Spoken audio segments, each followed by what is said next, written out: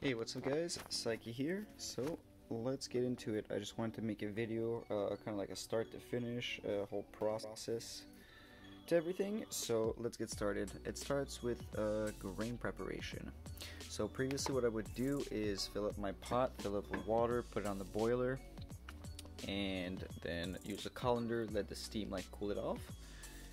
And then I would jar it up. But today we're gonna do something a little different because I'm having a little bit of issues. I noticed I think there's some spores and like endospores that aren't like germinating because I'm not soaking my grains, and these guys are like heat resistant. So today we're gonna do a grain soak, and we're gonna get everything ready to pressure cook our grains. So how I like to do things is, so I've this is my preferred grain right now, just rolled oats.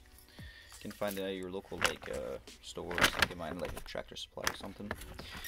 And I'm gonna fill up 3.5 jars, because that will give me. Hold on, we'll talk. Because that will give me exactly enough to fill 9 jars, and that's how much fits in my 23-quart pressure cooker. So we've got 3 here. And when I say half, everything's like, you know, I'm kind of like eyeballing. So that's like about the half. So 3.5. Gonna go right in here, and I will catch you guys in the next step.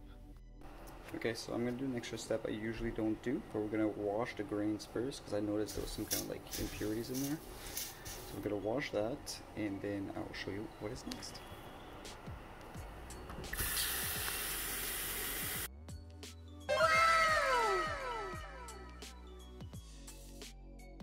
Okay, so the water was running really clear after the first wash, so these guys are really pretty clean. So next step, I'm going to get this on the stove. Actually, no, I'm not. I'm not. So usually I would get it on the stove, but we're going to let it soak for 12 to 24 hours. Now the only thing is, let me see if I have, I need, sometimes I have some coffee grounds. And what I'll do is, take one of these pucks. I'll put it right in there. Usually I do that with a boil, but it's fine. It's gonna stay in there for the soak. So here is a step. We are gonna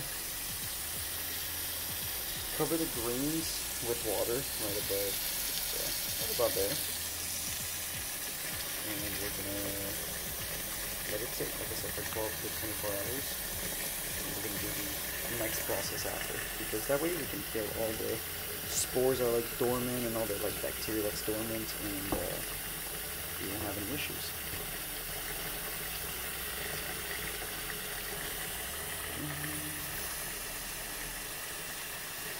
Almost there.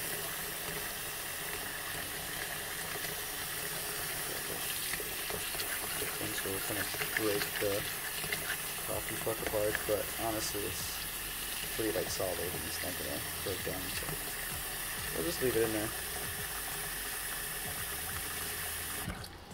Alright, that's good enough. And I'm just going to grab some paper towels. We're just going to cover that up and put it like on a table or something. And we'll catch you guys once that is all set after 12 to 24 hours. Okay, so we are back. It has been about 16 hours. And I realized I didn't need a paper towel put on the lid.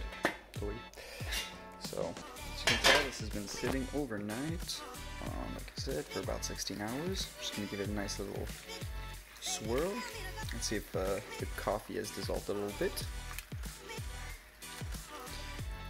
And I'm just going to start my heat. And we're going to keep it on high until this gets to like a rolling boil. Once it gets to a rolling boil, I'm gonna lower the heat to about a medium so it doesn't like go like crazy, and I'm gonna let it like sit like that for maybe 10 to 20 minutes depending on how much I feel like the grain has absorbed water. So here we go. Just gonna set that on there. Feel free to put the lid on top if you'd like, make things heat up a little faster.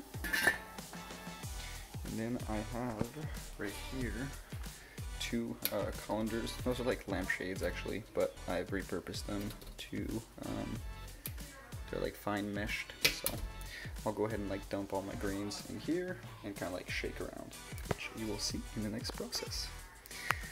Okay, so it's sounding pretty good. Alright, so it's just starting to kind of boil. Yeah, it's not too much and it's pretty good. I'm just going to give this a little bit of a stir. Make sure everything is nice and neat. I'm going to lower my heat to about medium, and we're going to let that sit for about, like I said, 10 to 20 minutes. And at this point I'm actually going to leave the lid off. So, there you go. Catch you in about 10 to 20. Okay, I think that's the best we're gonna get, because I don't have anything, so I gotta use free hands. 1 second, my external mic.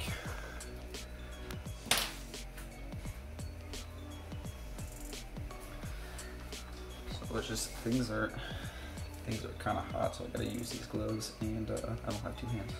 Well, I have 2 hands on that.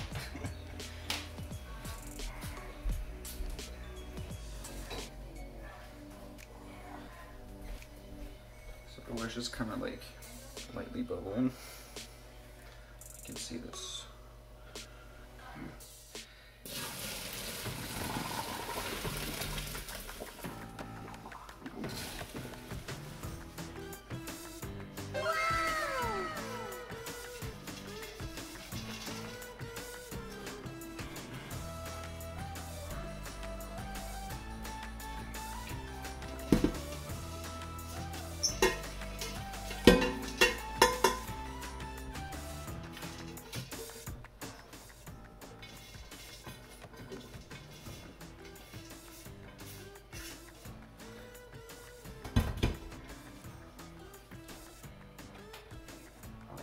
And that is how I will get these in the colanders, and I'll give them a little quick shake like this.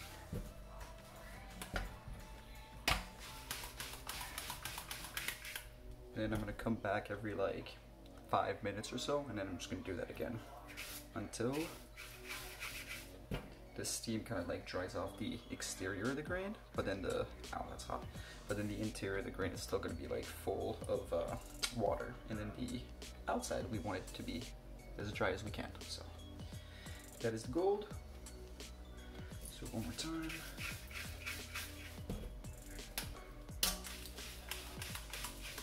And then, like I said, we're just gonna let that sit. Once it's good, we're gonna jar it up and get it ready to pressure cook, which will be like, I guess, the second step, and I will show you how to get your water levels, and we're gonna do measurements, so it's gonna be awesome.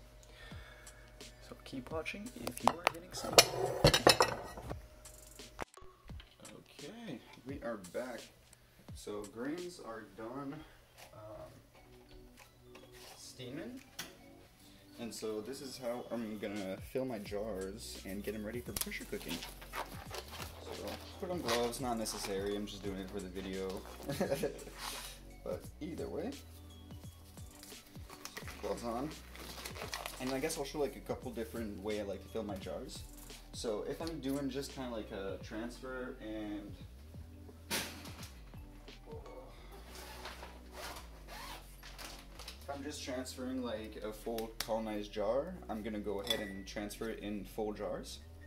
But sometimes I have like agar I like to start, and so I do these like little cups, and I prefer to get them into like a little bit less spawn to start, just that way it's going to colonize faster, and then we'll be able to move this jar into a bigger one. So without further ado, here is how I like to do things. So literally just scoop it up, and it's actually easier at the beginning to just take your jar and fill it up like this. It usually doesn't like stick or anything, and I'll fill it up about halfway, maybe a little more. About like 3/4 of the way. Let's see, can you see this? Yep. So I'll fill it up about this for these ones. And again, my pressure cooker, which is a 23-quart pressure cooker, fits 9 jars. So I get 7 at the bottom and 2 on top. So these 2 are going to go on top. Let me show you how I will fill these.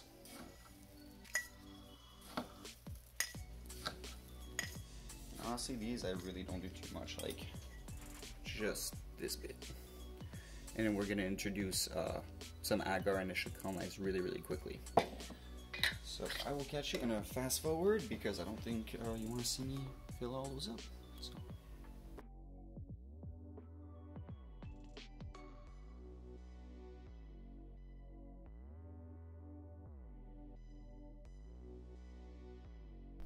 Okay, so we just got done filling that up. I ended up with 1 extra jar, and then that's okay. That's gonna go with tomorrow's run. I've got some more grains soaking right now, so either way, it's gonna be part of the process. But this is the step that's kind of like sometimes overlooked, but it's really, really important.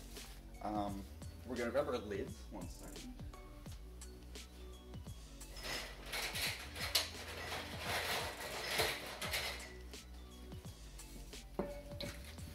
So I've got my lids. Now, one of the more important parts, and I think I've mentioned this in previous videos before, but it's to wipe the lip before we put the caps on, because that's the only place in the pressure cooking area that might not get like heat. So we really want to make sure we get our rubbing alcohol, and we're just going to wipe all the tops like this. And once you're good with this, again with my jars, I like to do the filters upside down because that gives me enough air exchange. I haven't had any problems with contamination. And then I'm going to go ahead and jar it. Put the top on. And now, before this goes into the pressure cooker, we want to make sure that once it's tightened up, we want to like loosen it just a little bit, just so it's kind of like, see, it's just a little loose, but you still can't like open it. Reason for that is it's going to build up pressure, and we don't want our jars to explode in the pressure cooker. So I will go again through this. Let's do a little time lapse, but here we go.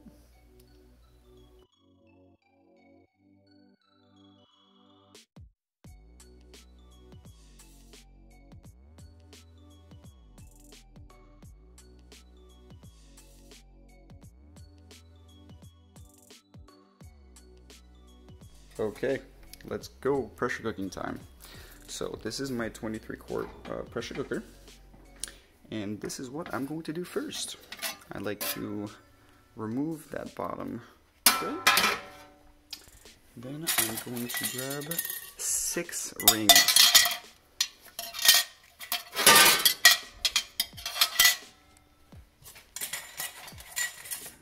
So there we go, we're going to grab 6 rings.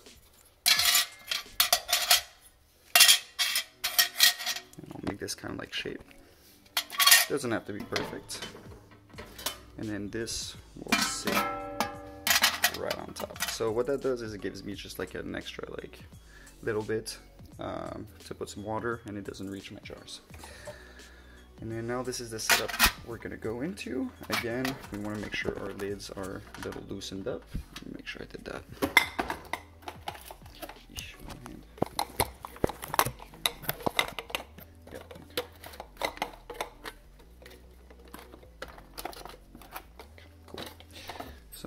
So what I'll do is I'll set them up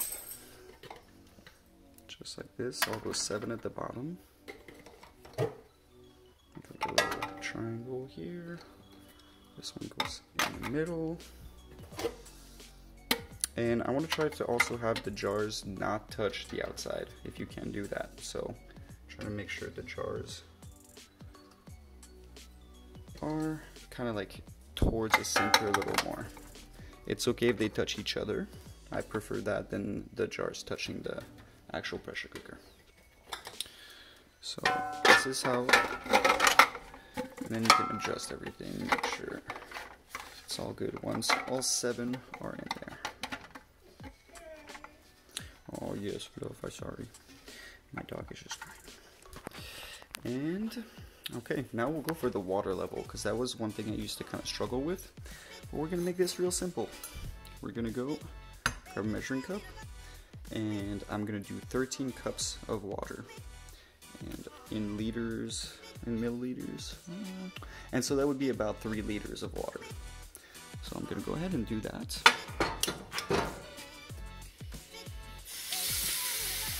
Because one of the things was I used to struggle a lot with the level for the pressure cooker. Like I never knew like how much water, and then I knew I saw in the comments below said that it would be easier to keep everything in metric. So I'm just gonna give everything to you guys. So that's 2 liters right here.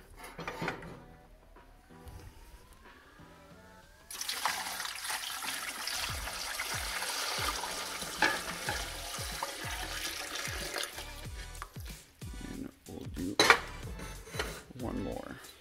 So 3 liters or 13 cups of water.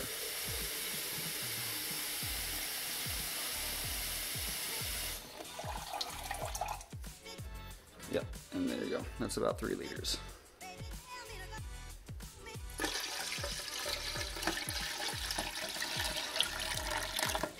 I hate the spout. Like, it's supposed to come out there, but it's not.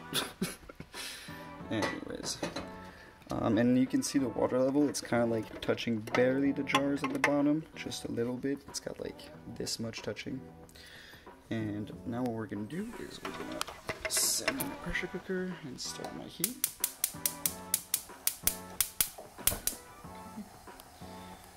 We're gonna keep it at a high. Oh, actually, never mind. I forgot. So these are the 2s that go on top. Usually, I'll just put it sideways like this. And you can also fit 2 of these big ones if you're doing just like a big jar run. And as if you were doing only little jars, you could probably do like 7 at the bottom and then 7 on top, stacked like this, and that would definitely work. So, all right, our heat is on. I'm gonna take my pressure lid, and we're gonna seal everything. And what I like to do is remove this. And once it starts to steam, I'll let it go for about like 5 minutes or so, and then we'll cap it.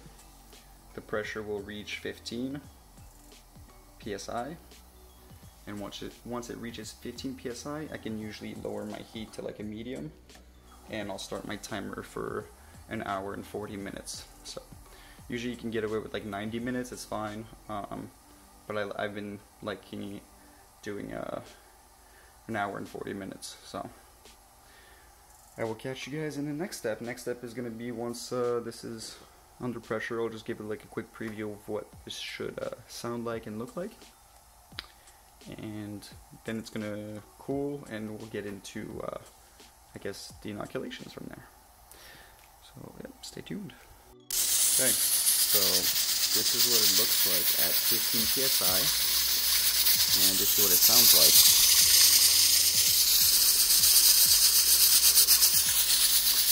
So I'm going to go ahead and reduce my heat a little bit.